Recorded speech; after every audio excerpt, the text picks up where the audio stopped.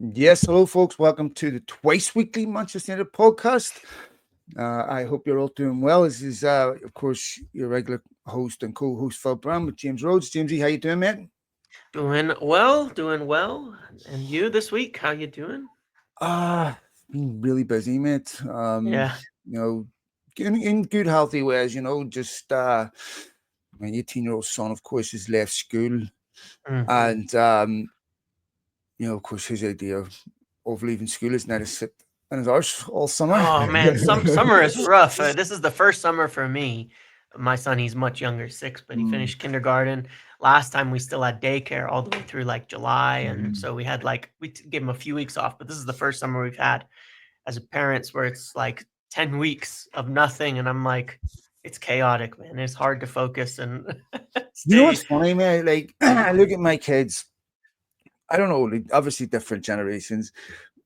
Two words you never ever uttered in my house was "I'm bored," because what would come next would be some assigned task from absolute hell that I knew quickly we're not bored.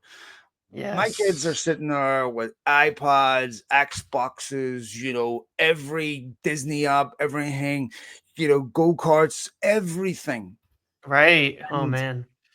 we, maybe because we didn't have anything, Ginsey, because we had to create our own fun. Mm. Sometimes you can have everything and have nothing.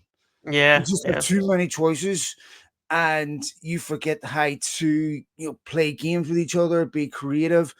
But once I get my kids, once I give my kids my attention, and if I Mhm. want to sit down and draw cuts, it's amazing, mate. Like how quickly they Oh, abandon man. their They electronics. they all abandoned They're all out. of that shit for that, and it's funny because I feel like when we were kids, because we didn't have it, like you said, Mhm. we would leave anything to go play video games if we got a chance, because it was, like, such a rare Yeah, it was opportunity. such a But yeah. it is interesting to have access to it now, and 100% your kids would rather spend time with you. But it's It's kind of also a a nice lesson thing, to isn't it? us, like, put the Yeah. phone down. Yeah, for Put sure.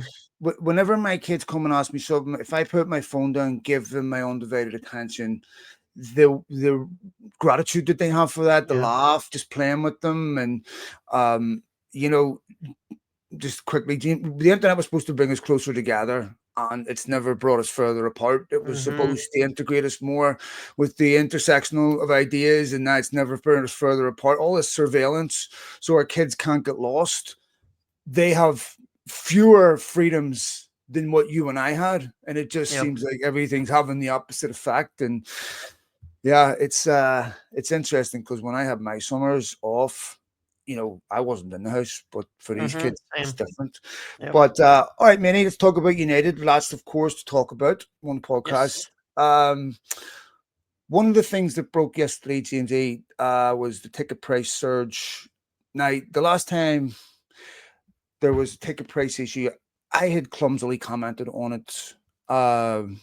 That I had to correct the next podcast because I hadn't done the requisite due diligence on some of the nuances and subtleties of it. I want to do this its due diligence and give it its justice, its respect it deserves. So we'll cover that Yep. more on Monday Yep. when I have time to go through it and Yeah, speak to both of people us. and perhaps bring somebody on Monday or sometime next week to talk about this from one of the respective organizations that, of course, speak for many different people on this particular topic. So we will give that our due diligence and respect. We'll cover that more on Monday. We'll talk about, of course, Omar Barada's interview with Andy Mitten. Once again, fantastic work from Andy, but also whatever you think, James, whatever you think of any of us, and I've been one of the biggest critics. You have to respect the fact that they talk. Yep. They're willing to sit down and speak to things. United we stand. Mhm. Fanzine, not some sanitized corporate media where they're Yep. going to pitch softball questions. They're willing to sit down and talk. And Jim I think Ratcliffe, Andy mentioned no same with Jim Ratcliffe, no preparation, no right, pre-approved questions. They just free interview without having to, like right. you say, like just color only in between the lines. You can kind of ask them whatever. I do think that is admirable and not something you get or that we got for 20 years, you know. Yeah. Yeah, no, so commend them for at the very least having dialogue and communication. Nick Cox is about to leave the football club, of course, has an opportunity to go to Everton. And this is, from what I understand, a mutual, amicable situation.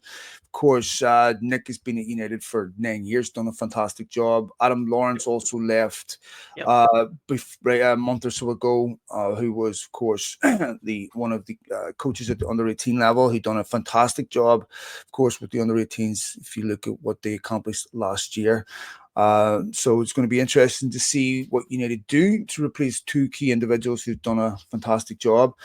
I would talk about, of course, some news that broke while I was in bed about United getting much closer on Mbumo, being very confident that they will be able to agree on the parameters of a deal, which is exciting, and one or two other things.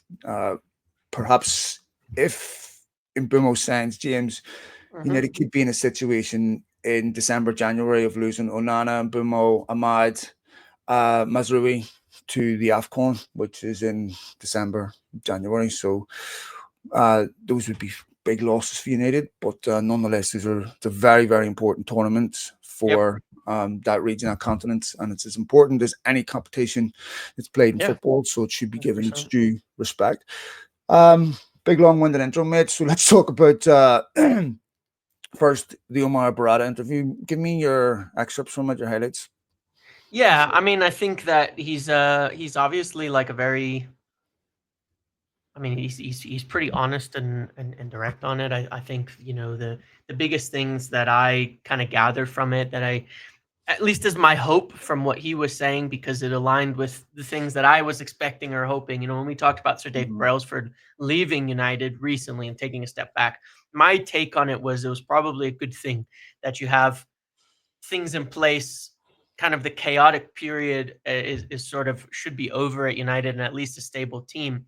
And the Mhm. biggest takeaway I got from that is Omar Barada kind of talked about that quite a bit and saying the same things. He talked about bringing Amarim in early and why that was done, and the benefit that they gained from that. But he also said, look, we have the executive team now, we have the technical team now, we have the coaching team now. It's actually all settled, and we've had these at least months of season with the coach now added into it to lead up to our assessments this summer and getting the job done.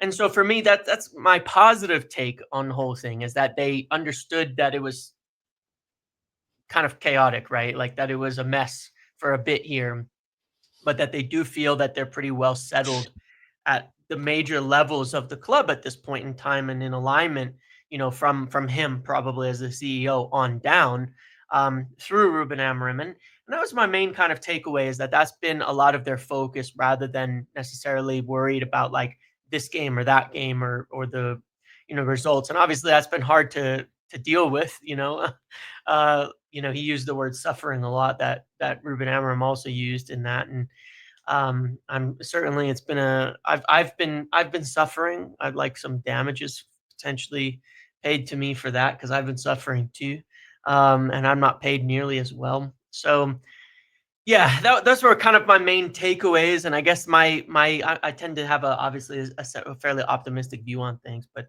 that's my main takeaways from the whole thing, is just that a lot of the chaos should be settled now and moving forward. And I do think it reflects to a degree in, on sitting here June 19th with Cunha, with Mbumo, with the business being kind of done so far in the summer, that at least there's a clear continuity between them right now. Whether there was before or not, definitely there wasn't, but at least there's something, that they've been preparing for this season, and all of that.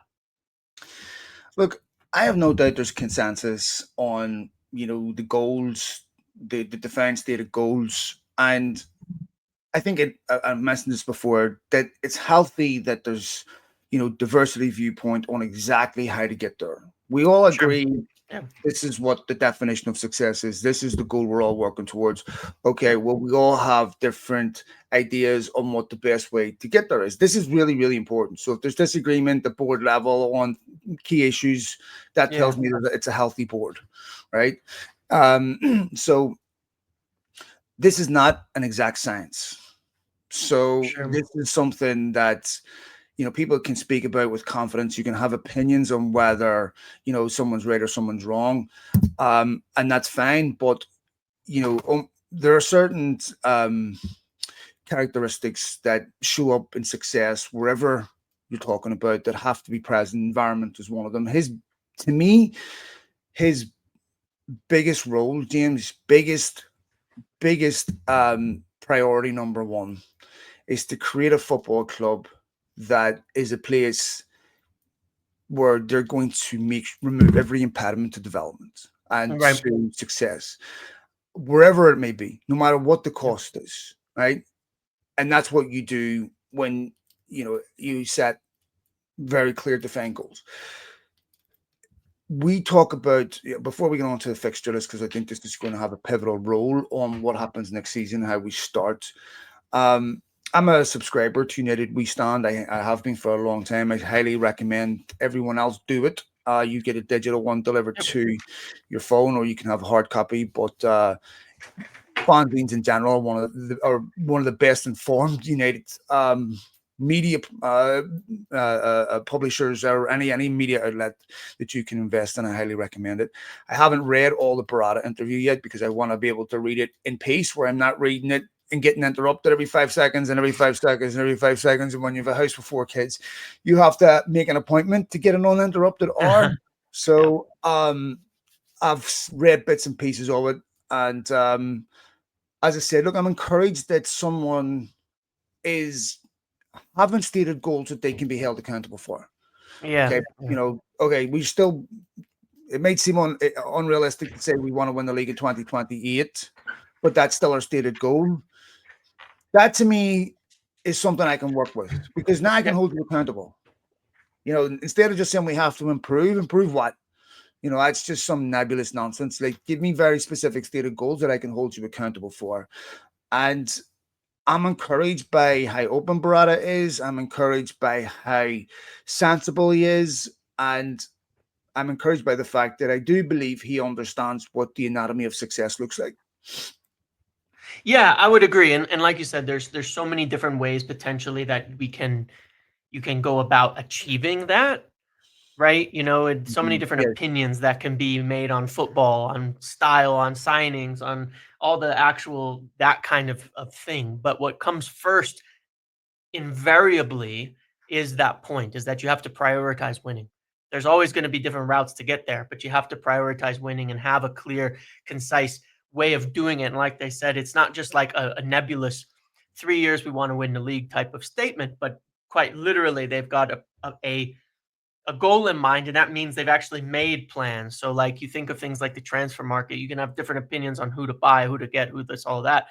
But I think the most important thing is that, kind of how they stated, they have an idea for the squad. So they're not going to make decisions on a whim off of some completely separate motivation that don't lead you in that direction. Whether they get it right or wrong, whether people like a signing, don't, these things, these are all the opinions at play. But there has to be that plan. And then the plan either works or it doesn't, right? But without a without that exact thing of this is where we're going and this is how we get there, the rest can't happen. It's a hierarchy of decision making that has to be, you know, happening in any project to occur, or any plan that you have laid out. There has to be a goal in it for it to work. And if you don't know what that goal is clearly, or that goal is in conflict with other people's goals, then that's not going to happen. So at least at that level on down, I think there is a very, very clear direct goal. And that certainly was not always the case in the Yeah, past. look, it's still a particularly, nascent department, organization process. And we shouldn't disrespect it and think that just because you come in 12 months, everything should look completely different. Yep. Because a lot of the first 12 months is diagnostics and demolition. Yep. And as we've seen, it takes 5 seconds to demolish something. It can take decades to build something, right? Yeah. Which is Yeah. much harder. And let's also be honest, James, success and continued success has an element of alchemy to it, right? Like, Hmm. because it's not an exact science, Yep. you know, City should never have had the season they had if they had the magic formula of success, right? All it Yep. takes is one building block to fall out, Yep. and then it can look horrendous if it's in a key important building block. And it's not that easy to replace them because the variables continuously change every day. United can't replicate the process they had under Ferguson to be successful today, Correct. Yeah. right? Yeah. So now you have to come up with something that's consistent, commensurate with modern day of situations and circumstances. So Yep. it's hard. And as we've said before on this podcast, if you look at United's 146-7 year history, we're talking about two managers that have had sustained, consistent success at the very Yep. top. Yep. United have had obviously successful managers that have done great things, but we're talking about Sir Matt Busby and Sir Alex Ferguson. Sir Matt Busby played for Liverpool and City, was offered a job at Liverpool before he went to United, came to United. He wasn't someone that got the club.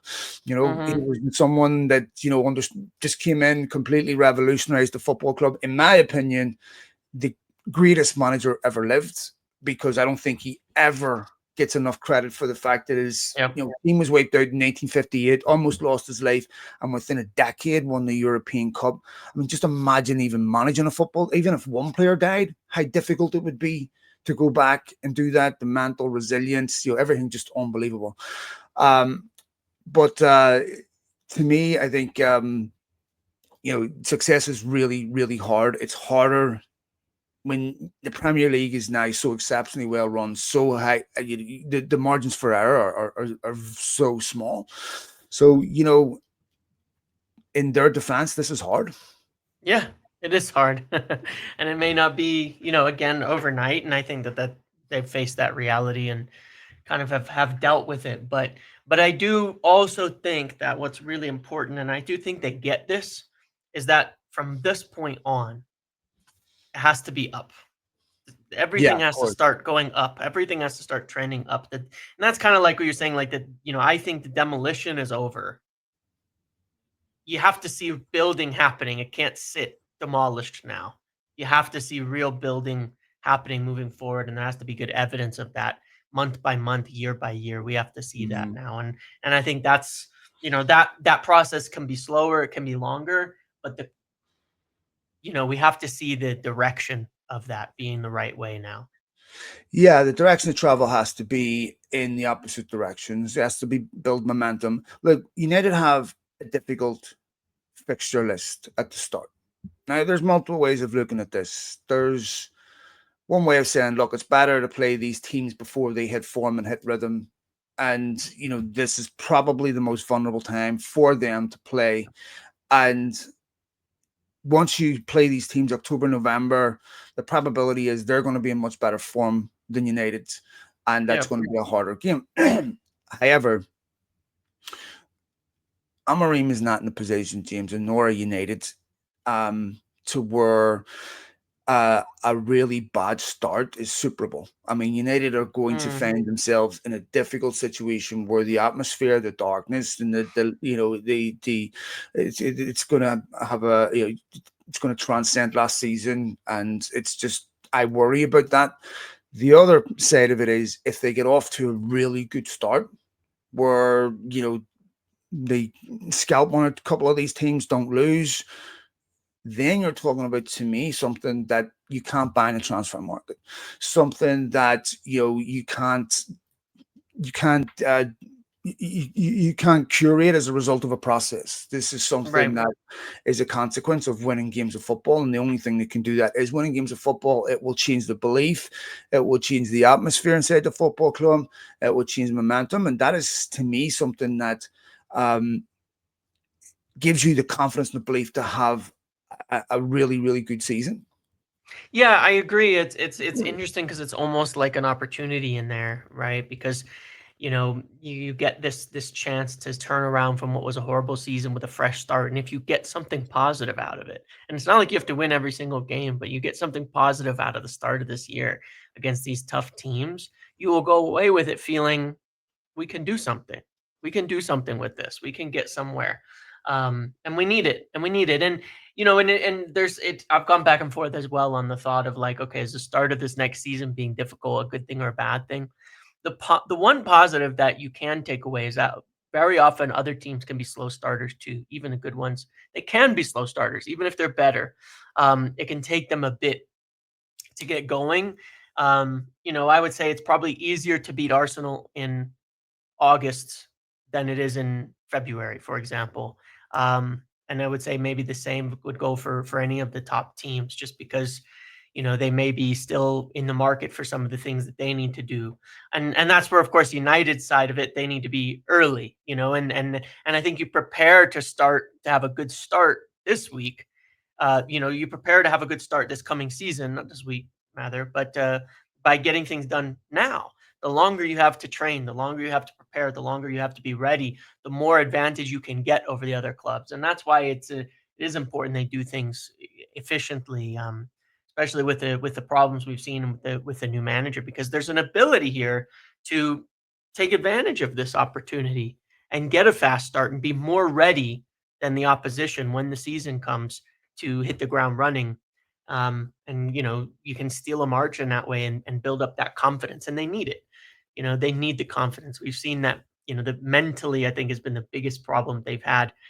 The end of the season, all the games being lost and all of that. You could see that there's just mentally there was, maybe not a weakness, but an acceptance that they weren't going to be winning those games, and that has to be broken early and quickly in the next season. Yeah, this is something that's going to be really interesting, and you'll see it in the first game. I don't expect we will. I think United will be competitive. I think United will, have intensity. They'll come out with belief.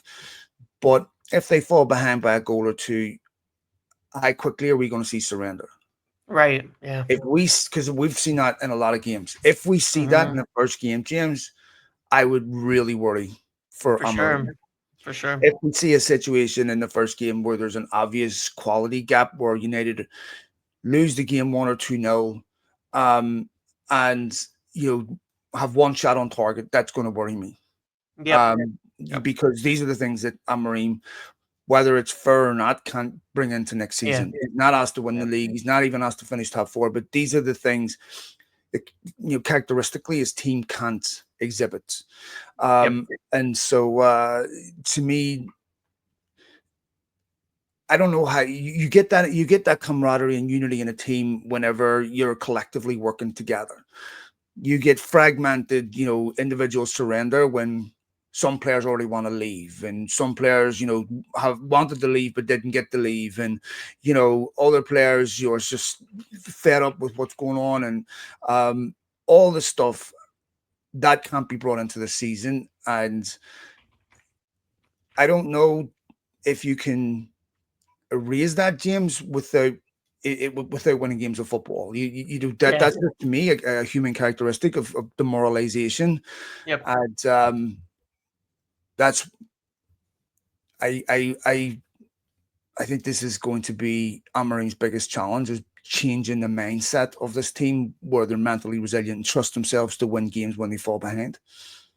Yeah, I would agree, and that's what kind of has to get the ball rolling on next season. Are you Regardless offended of to lose? everything else. Yeah. It's just a simple Exactly. question. Are Exactly. you offended to Yeah. lose? If you're not offended to lose, there's clubs that well, will take you. That's okay. You can look me in the eye and say, we're not good enough. We're not, they have more money. They have better resources. But look, all I'm asking for you to do is to make sure there's no variance or disparity between the things that can't be bought. Let's make sure the intangibles we aren't lacking in. We're not lacking in professionalism. We're not lacking in commitment. We're not lacking in fitness. None of these things have anything to do with how much money you have. Let's make sure that we're not lacking in professionalism. We're matching their regret. All these things that have to do with the human being before we talk about money. And if you do that, there's a high probability that not everyone on the other team is going to be doing that. And Yeah. you will win games, because we've seen it how many times where talent loses to commitment, where talent loses to hard work, where talent loses to, you know, people that are willing to put effort in, camaraderie, unity, all that stuff, the intangibles, like we say. Those are the things I don't forgive. United players must bring that to the table. Yes, I agree. Totally. And that's what I think as a fan I'd be happy with, just to see that United is a team that has that actual fight that looks like they really want to win every game. And I hate to always reference it because the accusations of being a Liverpool fan started years ago, but I think it's something that when Klopp came in to rebuild Liverpool, you did see very quickly was they had that fight, the passion, whatever you would call it, every single game. Even when they were poor, even when they had mistakes, even when they weren't winning yet, you could see it pretty quick. And that has to be happening this year. That is the thing that I think will give people a lot of faith in the club, outside the club with the fans, and Amorim and the direction that we're heading very quickly. Yes. Well, I mean, yeah, that's going to be something that he's also going to need help with from any of us.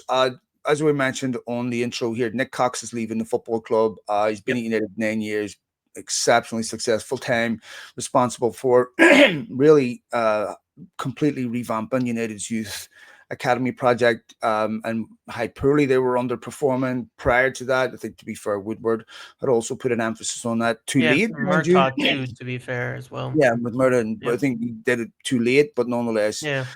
Um, so Nick Cox is someone that has been extremely successful. James done a fantastic job. You know, you look at United's performances at youth level. You know, recent years it's been exceptional. We've got young players coming through that provide enormous optimism, and this is going to be a big loss and difficult to replace.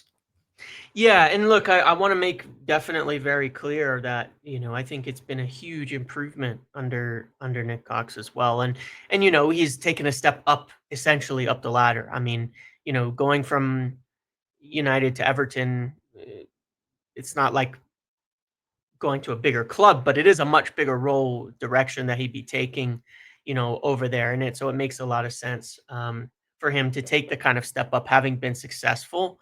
So that's good for him on that and being recognized for the success that he has had, and obviously wish him all the best in that.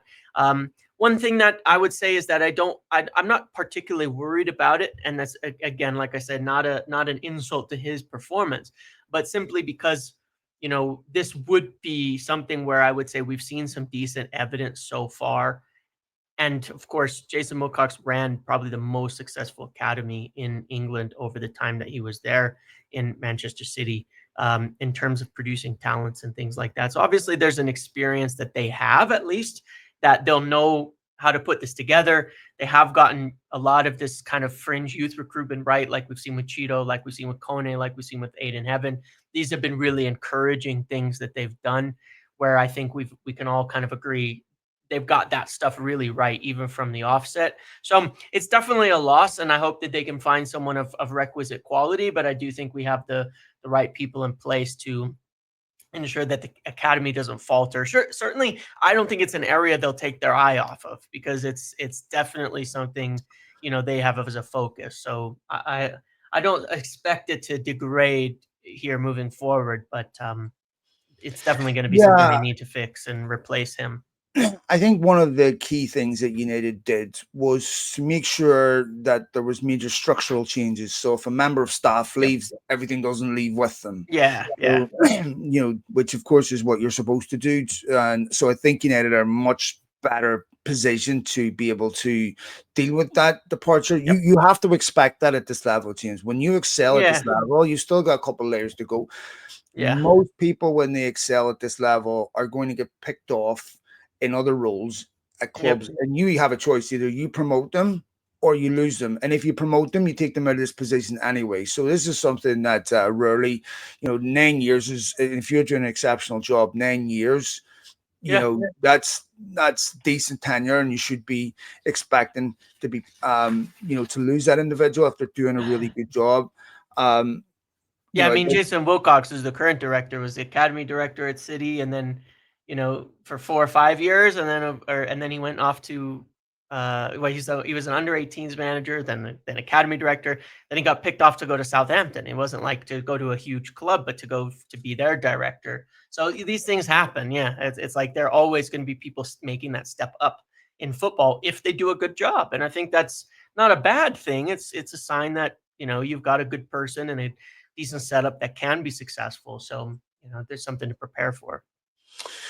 Ben Jacobs reporting earlier, James, that United are extremely confident of agreeing verbally, at the very least, the parameters of Mbumo. It seems that they've been really confident throughout this process. I understand there's some people getting a bit impatient. Personally, I'm not. These people are on holiday, everything else. They need to have a break from football. Yeah, Everyone does. yeah. Um, and obviously, when you look at United's rivals, people are getting a bit impatient. But this is one I would expect United will get done. And I've never really, in my mind, had, maybe I'm overconfident, but had any doubt that it'll get done. Yeah, me too. For a lot of the factors involved, one in that they got the players' commitment to join them over other clubs. Generally speaking, what clubs will try to do and what can make things difficult is really just if other competition comes in, as we've seen with certain other targets. But once you get that commitment, it makes it a lot harder for other clubs to maintain a firm negotiating stance where they can hold out forever.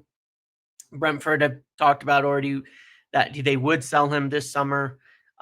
There's really nobody else that is willing to make a bid for him at this point, given his commitment towards joining United, which is pretty firm. And they're not that far off financially off of a deal. It's structures and things like that, and some of the slowness is just like these things happen. I mean, especially at this time in June, like you say, people are on holiday, people take time off, and you also have to bear in mind that the football transfers thing is an economy. It's a big, giant, interconnected economy. When half the teams are over in the Club World Cup and half of them are on vacation, and then you have the June 30th PSR thing where a lot of clubs are fiddling with their finances and figuring out their numbers and doing all that before this deadline. You get this little bit of like lull that can happen here in the middle. That's all that's going on. I wouldn't expect that it'll be overnight that it's completed, but I do feel very, very confident as well from everything I've heard that there will be a deal reached at the end of the day, to get it done, and that it's truly in the best interest of all parties for that to happen. Well, it's quite interesting because people have not been slow to point out that the likes of, Quenda and Gyökeres did not want to follow Ruben Amorim, but for some reason that doesn't extend to Bruno wanting to follow Thomas Frank to Spurs and Right. actually rather come to Manchester United. It seems that he can still be very complimentary about his coach that got him to this point, but not being be shamed for wanting to do something else.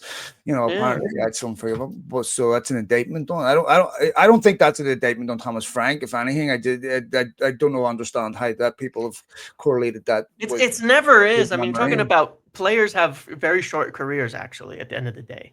They get, maybe 14, 12 to 15 years at the top level. So they're maybe getting 3 contracts. Their chances to make a big move comes once in their career very often. Um, and if they get that wrong, it can be, devastating essentially in that respect in terms of what happens. So you're not making the decision based on a manager. Ruben Amorim is probably going to have a much longer managerial career than Gyökeres. Thomas Frank is going to have a much longer managerial career than Mbuma will be a player. Like it's not an insult when players don't follow the guy. I mean, look, all these players that Xabi Alonso has been training when ended up going to Liverpool, and Liverpool people are going to Madrid. It's like who knows? All sorts of these things happen in this carousel. But yeah, it's certainly nothing against Thomas Frank for that. If if I'm a manager and a player sitting across from me saying, "I'm only signing for you. I don't want you," Yeah. because here's the thing: I want you to play for your family first. I Hmm. want you to play for your community and the people in your community who didn't get this opportunity. I want you to play for the shirt. I want you to play for the fans. If you're playing for me, then that's going to resemble what human relationships resemble: up, down, up, down. One day I like you, Yep. one day I don't want. No, Yep. no, don't play for me. Yeah, You what play if you for don't get yourself. on at one point? Yeah. Discipline issues happen, Well, reprimanded one time, then you don't like the manager, then who are you what's your well, motivation? yeah, if a team loses a game, players have no problems letting the manager take responsibility. But I've Yeah. never once seen a player after scoring a hat trick going, you know what? I owe everything to Ruben Amorim, because if it Right. wasn't for Ruben, we owe all the glory goes to Ruben. No, when the defeats come, not my fault. But you know what? I was Mm. the one that scored that hat trick. The manager's responsible for the losses, just not the wins. Yeah, I know. This is the way people are. I would be the same from a footballer, but yeah, I don't want footballers the same for managers. I want footballers the same for a football club, not a team. I want them to embrace everything that's important about that, and not just play for a manager. So, Yep. yeah, it's Okay. uh. Akatike, my friend. So it looks like United. It's interesting about Akatike because the number being quoted is exceptionally high, right? Mhm. That not a realistic high, not a realistic number. It's way too high. There's confidence allegedly amongst Premier League teams that they could get him for below the €100 million. I would hope there's confidence. Buyer clause, Well, Jesus. nobody's getting him at 100,000,000, so it's Now, it's it's it's well, lower or nothing. yeah, but imagine coming back. Well, boss, I got them down 100 million to 95 for Rakateke. Okay, you're a real wheeling dealer, aren't you? Yeah. Fucking hell. Oh, Bernie Madoff here. Look at this lad. Oh, Jesus Christ. But no, I mean, there seems to be confidence that they can get him out for significantly less than that. I would hope so. But even at 85, James, he's still significantly beyond United. I mean, to me, if it's 40 million, fine. But why are you inquiring about strikers that you know Eintracht Frankfurt are setting some unrealistic expectation of 100 million, probably expecting to get somewhere like 70, but he's not even a 70 million pound player to me, or Euro striker to me. No, no, I don't think he is. And look, my information on it from the beginning has been that it's probably been played up quite a bit because, Frankfurt have Liverpool on the hook for him. They have Chelsea on the hook for him. They're trying to raise a competition. They already sold Marmoush to City in January for a significant amount of money. So they're not in a financial position where they particularly need to sell. They're not in a rush. They don't need to balance the books. They hold every single card in this negotiation. They'd probably be happy not selling him, because if he has another good season, someone will come back next summer and pay a bunch of money too, and they'll still have their striker that they've got. My understanding of it has been, United wouldn't value him over 60 million euros or so. Like, and even then, I think it would be structured in that sense. That's been my understanding kind of since day one. But also, I would just add to it that my understanding was it was really quite basic in terms of the inquiries over, what's his price, what does it look like, what does the deal look like, and that it wasn't particularly with the intention to go and start pursuing it. And I don't think that they are pursuing it at this time. I'm not saying that they couldn't go back and look at it, but I think it's as simple as they've left it at asking a few questions and then, all right, well, we'll see what happens with that whole thing later on. And I was listening to David Ornstein yesterday about this, and he said pretty much the exact same thing on that, which was, that just because they've asked about it doesn't mean they're gonna try to sign him. And and it's probably something, even though the striker position at this point, given everything that's happened, is something they'll probably just look at later on, and kind of wait out a little bit while they work on sales and things like that after Imbumo. So it's still ridiculous to me because we've talked about this before. The inflated prices of all these young players is just absolutely out of control, and it's gone insane. It's gone mental. Young players, I understand there's a cost for potential, but that cost has to be in between the player that they are today. It has to be somewhat near that. You can't pay the full price for what they have a 10% chance of becoming. These prices have to be significantly lower. Yeah. And and in general, I'm not really high on United pursuing or wanting to get a project striker again in any sense, because it's like it's just they need something that solves the problem. They need somebody who's ready and the shirt can wear. And I look at someone like Ekitike, who's a very talented player. He had a really hard time at PSG. He's had one failed move at a big club already in his career. Really struggled with it, then was left out of the team. Had some issues with mental health surrounding these types of things. And that's not an insult. It's just these are the difficulties that it takes. It weighs heavy on young players when they make a big move. It's not that easy, and the pressure is high, and it's even higher at United. And I definitely would say there's risks in any young signing on big money. The price tag Yeah. matters, and it makes it worse when the more you pay. Look, here's the thing, James.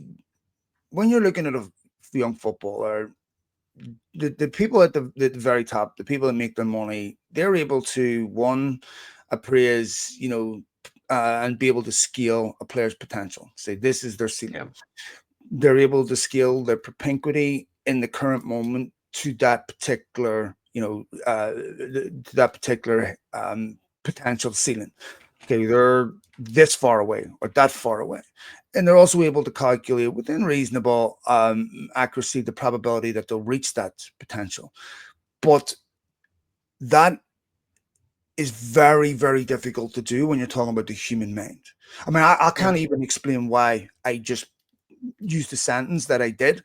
I didn't sit and think about every word that I said and think about all the potential other words that I could have said, then decided on that word. So your brain is doing so much that you're not yeah, even consciously aware. I mean, most of us don't even know why we believe the things we believe, or that we have habits, or why we do. This is when you're talking about the human mind yeah, and your potential and the realization of potential and progress depends so much on psychological unpredictable factors that the probability is most players, most human beings will not reach their full potential because they're just going to have other issues that are going to prohibit that. So it's really difficult. United don't develop a lot of players to top level. Well, no, this is the typical trajectory of most players. Most players are going to have exciting potential, but out of the exciting potential, maybe 10% of them are going to reach world class level. The rest are just going to remember as a young high. I remember Barco with Brighton. Everyone was raving about him. What happened to that kid? yeah, This next stage in your development is fraught with so many difficulties because of the maturation changes of a young man from 18 to 20s, of the physiological changes, everything else. It's really difficult.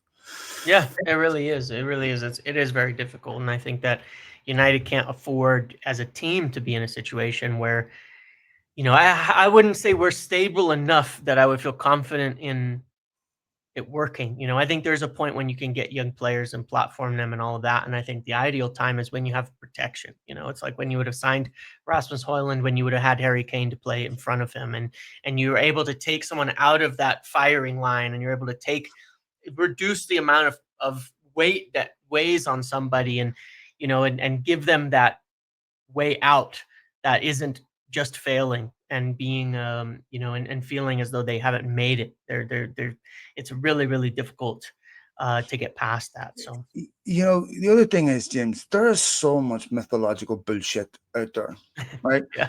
You can develop mental strength or character in a human being. Absolute and utter bullshit. What Hmm. doesn't kill you makes you stronger. I don't know if that was true. Veterans wouldn't be blown their head off Yeah. at a rate of four Yeah. a day. This Correct. is nonsense. The idea that if I just expose you to enough suffering, it'll develop some type of mental resilience. This is total nonsense. And of course, Usually it's just the trauma piles up and piles up and piles up and yeah, weighs on yeah. people further. Yeah. Yeah, I've seen coaches in scrimmage games, make kids do laps for losing. When does the coach do laps? Hmm. When do you ever say to you, since this is the best way of learning and the most effective way of learning, does the coach ever turn around at the end of the game and say, "Hey, I fucked up, lads. Let me do 6 laps here"? Never.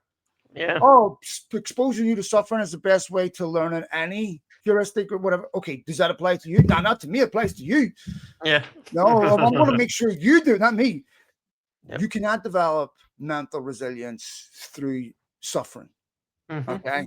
And nobody in human history has ever been able to teach mental toughness because nobody even knows what it is. Yep. Is it you do weightlifting? Right? What this is bullshit. Hmm. Oh well, woke not you don't expose people. If you're not suffering, you're not a mom. Well, absolute nonsense. Hmm. This Yep. is the people that spout this are the most insecure, desperate to project an image of Yeah. male masculine toughness that they're clearly anything but. Anyway, these young men are criticized for not for being man. Oh, they're just so weak today, and all this is bullshit. Yeah.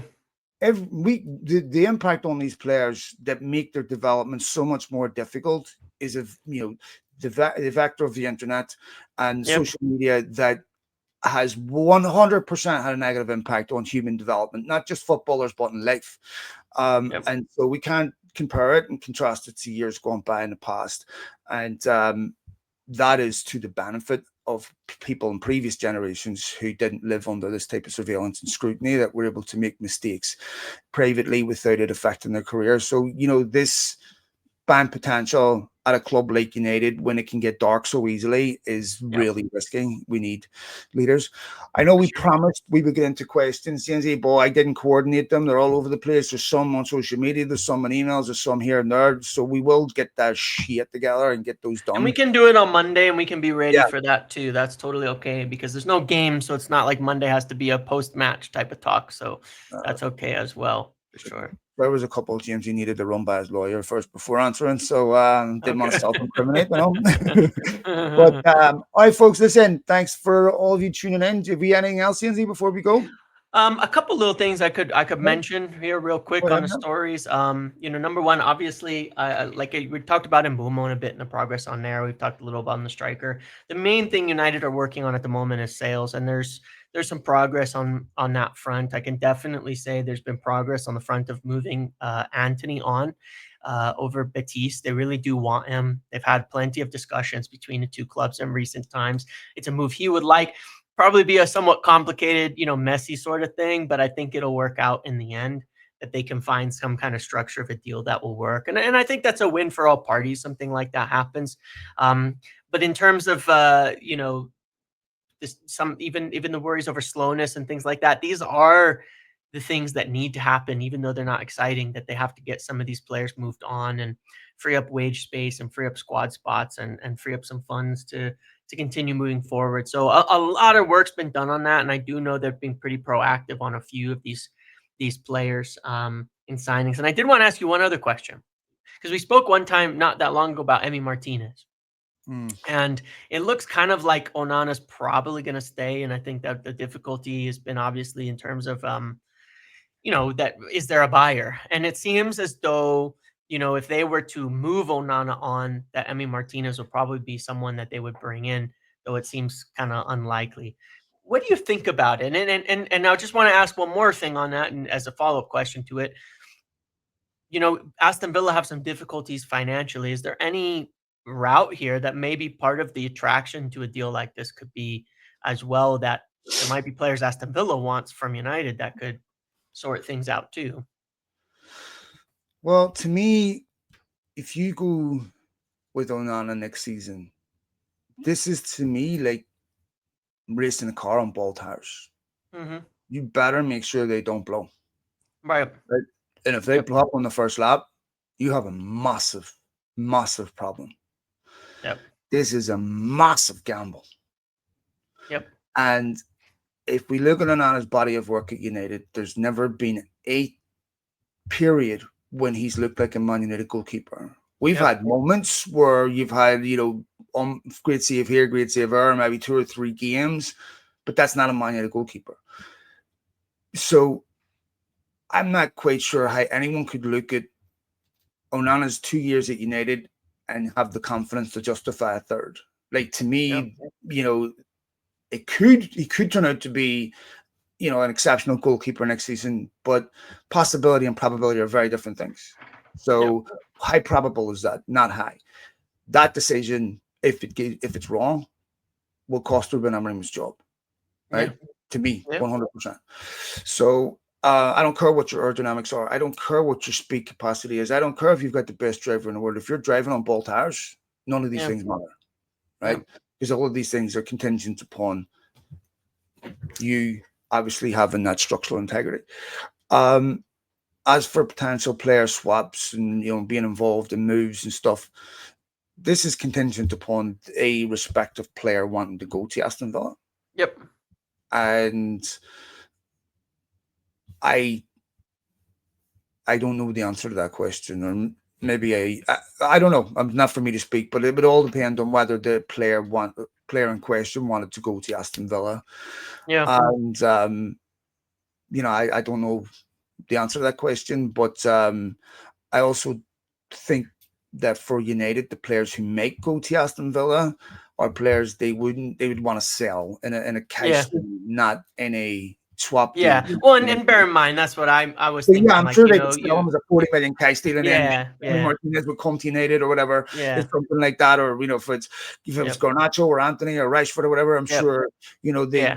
they obviously this is what clubs do.